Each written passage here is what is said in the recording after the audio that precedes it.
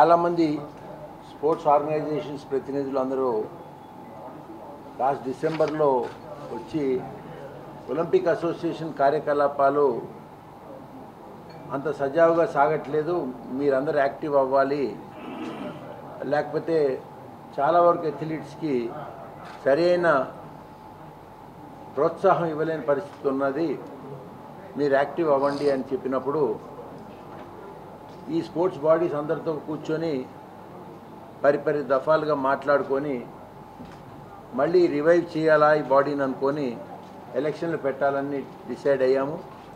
అది 3 నెలల నుంచి చాలా మందితో మాట్లాడుతూ ఇక్కడ ఉన్నటువంటి మనస్పర్ధలు ఏమైనా ఉన్నప్పటికీ అవన్నిటినీ సమూలంగా క్లియర్ చేసి ఒక తాటి మీదకి స్పోర్ట్స్ బాడీస్ అందరినీ తీసుకురావాలా అనే ఒక సదుద్దేశంతో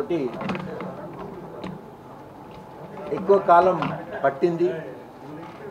అయితే మార్చి నెల 2వ తారీఖు నాడు ఒక ఎగ్జిక్యూటివ్ కమిటీగా ఫార్మ్ అయ్యి అడ్హాక్ బాడీగా ఆ రోజు కొన్ని తీర్మానాలు చేయడం జరిగింది.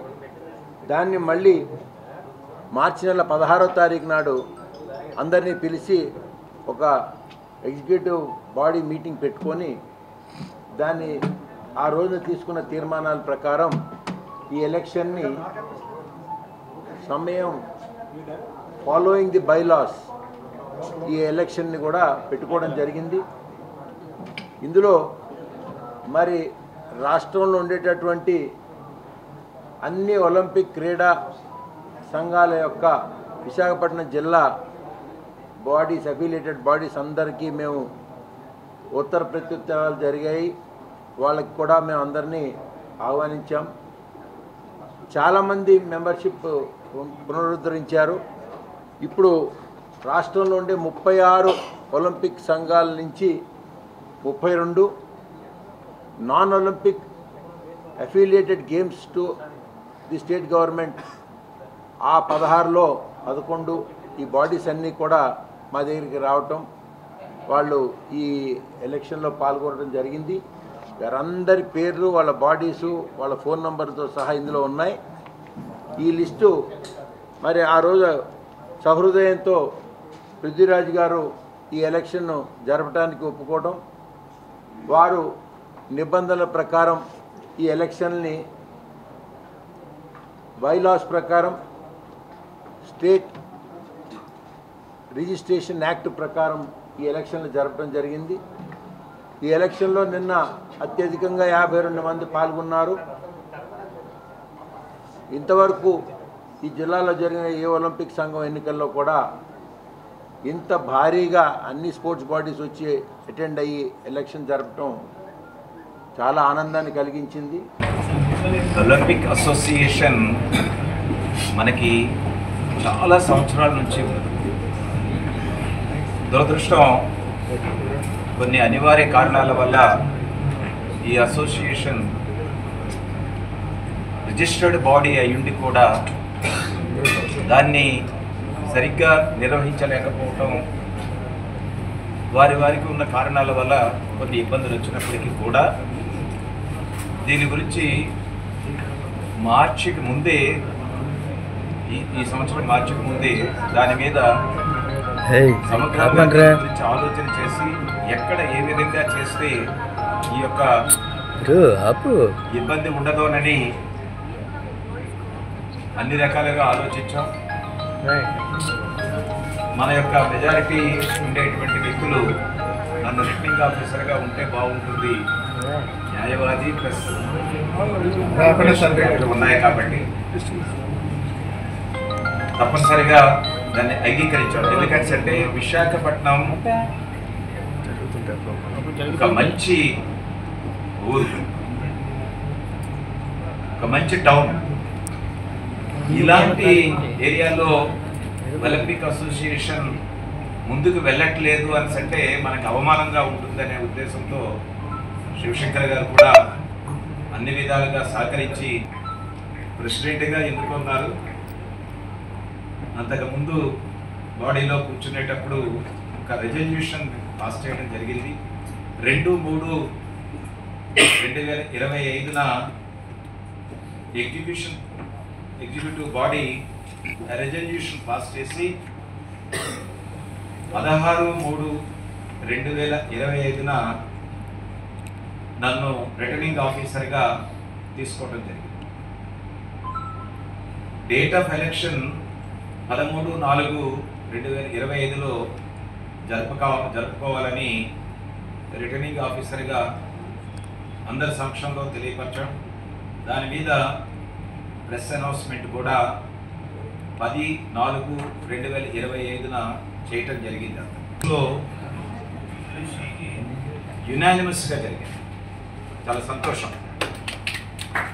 ఎలక్షన్స్ ఎక్కడో ఒక దగ్గర ఎవరో ఒకళ్ళు నేను కూడా ఉంటాను, నాకంటూ ఒక్కడు కూడాను ఉన్నట్టయితే ఎలక్షన్ పెట్టి తీరవలసింది. అయినప్పటికీ కూడా తర్జనలు ఏమీ జరగకుండా వాలంటరీగా ముందుకొచ్చి నామినేషన్ ఇచ్చినటువంటి వ్యక్తులు ఎవరైతే ఉన్నారో కొంతమంది డ్రాప్ అవుట్ అవటం వల్ల ఇమీడియట్గా ఇది ముందుకు వెళ్ళింది. ఆ విధంగా నేను ఇప్పుడు నిన్న అనౌన్స్ చేయడం జరిగింది. మీ అందరి యొక్క సమక్షంలో ముందు ప్రింట్ అండ్ ఎలక్ట్రానిక్ మీడియా తెలియకుండా ఏమి జరగకూడదు. జరిగినట్టయితే దానికి వేరేగా అర్థాలు వస్తాయి. కాబట్టి మీ సమక్షంలో నేను ఈరోజు అనౌన్స్ చేస్తున్నాను. ప్రెసిడెంట్గా శ్రీ టి హర్షవర్ధన్ ప్రసాద్ వారు తైకొండో ఆంధ్రప్రదేశ్ డిఏగా వ్యవహరిస్తున్నారు. వైస్ ప్రెసిడెంట్గా గణపతిరావు గారు,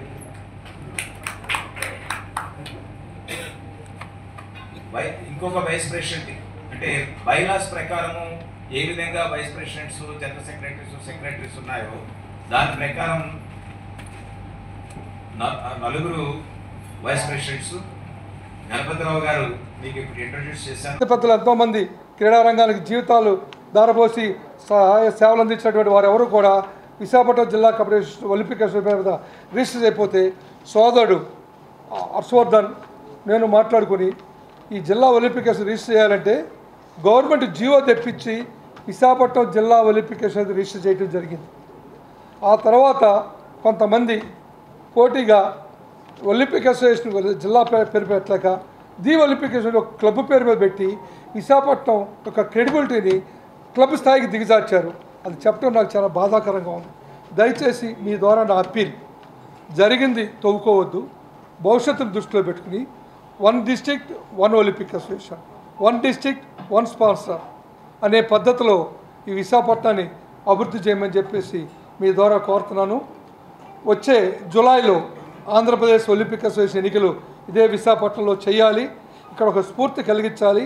ఇక్కడ ఉన్నటువంటి గత చరిత్ర మళ్ళీ విశాఖపట్నానికి తీసుకురావాలని చెప్పేసి పెద్దలందరూ ఏకగ్రీవంగా ఎన్నుకున్నందుకు వారికి నా హృదయపూర్వక ధన్యవాదాలు. నేను శివశంకర్ గారి సభాముఖంగా కోరుతాను, నిబద్ధత గల వ్యక్తిగా, అందరిలోనూ గౌరవం ఉన్న వ్యక్తిగా, మీరు రాజకీయ పక్షాలు కానివ్వండి, రాజకీయేతర పక్షాలు కానివ్వండి, ఫిలాంథ్రపిస్ట్ డోనర్స్ కానివ్వండి, మీడియా సభ్యులందరితో కలిపి ఒక డిబేట్ కానీ ఒక గెట్ టుగెదర్ పెట్టి ఈ విశాఖపట్నాన్ని ఓ రోల్ మోడల్ డిస్ట్రిక్ట్గా చేసి కృష్ణా జిల్లాని డామినేట్ చేసి మమ్మల్ని ఓడించాలని చెప్పేసి మిమ్మల్ని నేను ఈ సందర్భంగా కోరుతున్నాను మాత్రమని చెప్పి మీ అందరికీ తెలియజేస్తూ చేద్దాం, అభివృద్ధి చేద్దాం. క్రీడల్లో 3% జాబ్ రిజర్వేషన్స్ ఉన్నాయి. అలాగే క్రీడల నుంచి గ్రూప్ 1 కానీ గ్రూప్ 2 కానీ సర్వీసు నుంచి ఎవరు రావట్లా. నేను ఆ దిశగా కూడా నేను ఆలోచించే హిందూ రీడింగ్ రూమ్లో కోచింగ్ ఇవ్వడం మొదలుపెట్టాను. ఎందుకంటే స్పోర్ట్స్ మెన్ కోటాలో తక్కువ మార్కులు వచ్చిన టప్ని సెలెక్ట్ అయిపోతాడు. నేను అలా చాలామంది ఎస్ఐలు సెలెక్ట్ అయినటువంటి సందర్భంలో వాళ్ళందరూ కూడా ఈరోజు నా శిష్యులు ఇక్కడ పనిచేస్తున్నారు ఉంటారు. P4 పాలసీ తీసుకొచ్చారు, public, private and people participation. ఇక్కడ పీపుల్ పార్టిసిపేషన్ అన్నది ఎంత ఇంపార్టెంటో క్రీడలకు కూడా అంతే ఇంపార్టెంట్. వారి ఆలోచనకు అనుగుణంగా మనం దీన్ని ముందుకు తీసుకెళ్దాం. చాలామంది పీపుల్ని పార్టిసిపేట్ చేసి అభివృద్ధికి ఇది విశాఖపట్నం వైపు అందరూ చూడాలి, ఆ దిశగా కృషి చేస్తారని ఈ బాడీని ముఖ్యంగా ప్రెసిడెంట్ శ్రీ హర్షవర్ధన్ ప్రసాద్ గారిని నేను కోరుకుంటూ సెలవు తీసుకుంటాను. Thank you.